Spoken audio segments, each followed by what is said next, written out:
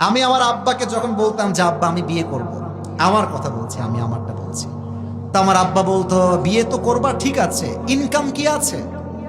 টাকা কামাই, কয় টাকা তুমি কামাই করো, বউকে কি খাওয়াবা? আমার প্রশ্ন হচ্ছে মুরব্বী আব্বাজানদের কাছে, বাপের কাছে, আমার বাপ যদি আমাকে সাপোর্ট দেয় বিয়েটা আমার জন্য 90 ভাগ সহজ হয়ে যাবে। আচ্ছা বাবা যদি বলে যে তুই হারামে থাকিস না, বিয়ে কর, তোর মোহরের টাকা আমি আব্বা দিব, তোর বউ কি খাবে অর্ধেক হলেও আমি দিব, আর যদি বাবা তাও না মানে আব্বাকে বলবা আব্বা নো টেনশন, আমার যে ভাত তুমি আমাকে দাও ওইটা এক প্লেটে দিবা, আমি অর্ধেক খাবো, আমার বউ অর্ধেক খাবে, সমাধান তো হয়ে গেল।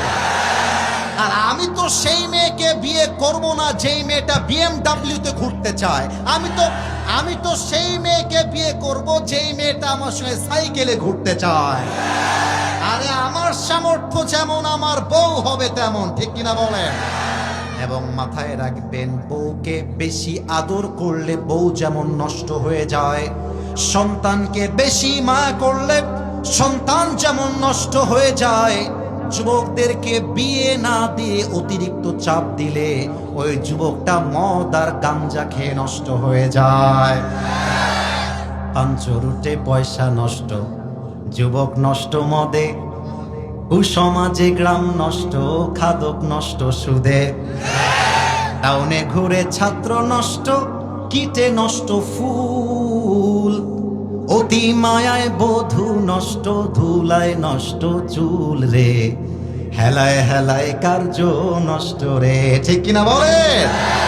ওরে ঝড় বাদলে রাস্তা নষ্ট, কাদায় নষ্ট মাঠ, সমালোচনায় বেলা নষ্ট, জলে নষ্ট মাছ, নোবেল পড়ে যুব নষ্ট, কাপড় নষ্ট তেলে, স্বামীর দোষে স্ত্রী নষ্ট, আদরে নষ্ট ছেলে রে, হেলায় হেলায় কার্য নষ্ট রে, ঠিক কিনা বলে? আরে আমার চরিত্র ঠিক করতে চাইলে আইফোন দিয়ে কাজ হবে না, আর 15 দিয়ে কাজ হবে না, আমার চরিত্র ঠিক করতে আমার বাড়িতে আমার বইয়ের দরকার।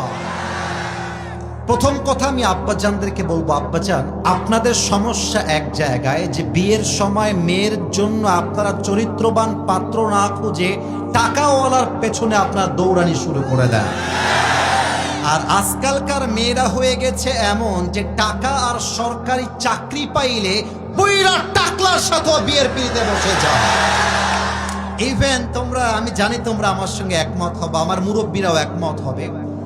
এখানে আমি জানি অনেক মায়েরা বোনেরা আমার ওয়াজ পর্দার থেকে হোক বাসা থেকে শুনছেন।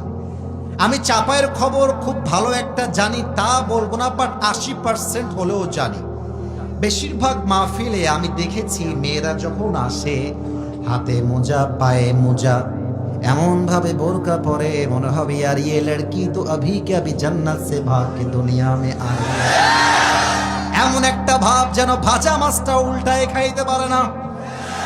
কিন্তু আমি যুবকদেরকে একটা কথা সত্য বলতে চাই, চাঁপাইনবাবগঞ্জের পার্কে যখন যাবা, রাজশাহীর আইবাগ, টি-বাগ, জিয়া পার্ক, মুক্তমঞ্চ, পদ্মা গার্ডেন, রাজশাহী চিড়িয়াখানা park, Rajshahi college, Rajshahi university, যত মেয়েরা প্রেম করে বেড়াচ্ছে বয়ফ্রেন্ড নিয়ে, একটু চোখ খুলে দেখবা 80 ভাগ মেয়েরাই প্রেম করছে বোরকাওয়ালি মেয়েরা। তখন আমার কানে কানে গিয়ে বলতে চায় প্রিয় বোন, কানে কানে গিয়ে বলতে মনে চায় প্রিয় বোন আমার, আপনার বোরকার উপরে পুরোটাই ফিটফাট কিন্তু ভেতরে কিন্তু পুরোটাই সদরঘাট। দাড়ি আর টুপি রাখলে যেমন হুজুর হওয়া যায় না, বোরকা পড়লে তেমন দিনদার মেয়ে হওয়া যায় না। এবেন আমার তো অবাক লাগে অনেক মেয়েদের দাড়িওয়ালা দিনদার যুবক পছন্দ হয় না, কিন্তু গাঞ্জাখোর দেখলে ঠিকই পছন্দ হয়। বাসও খায় সেই লেভেলের বাস। আচ্ছা কেন বাস খায়? আরে গাঞ্জাখোর তো নিজের জীবনের মূল্য নিজেই বোঝে না, ও তার বইয়ের মূল্য বুঝবে কেমন করে বলো না? আর যেই মেয়েদের গাঞ্জাখোর পছন্দ, এই মেয়েরা টিকটকার মেয়ে ছাড়া ভালো কোনো মেয়ে হইতে পারে না। ও আমার প্রিয় বোন, আপনি যদি বিয়ের আগে 5 ঘাটে পানি খান, আপনার স্বামী কিন্তু 10 ঘাটে পানি খেয়ে আপনাকে বিয়ে করবে।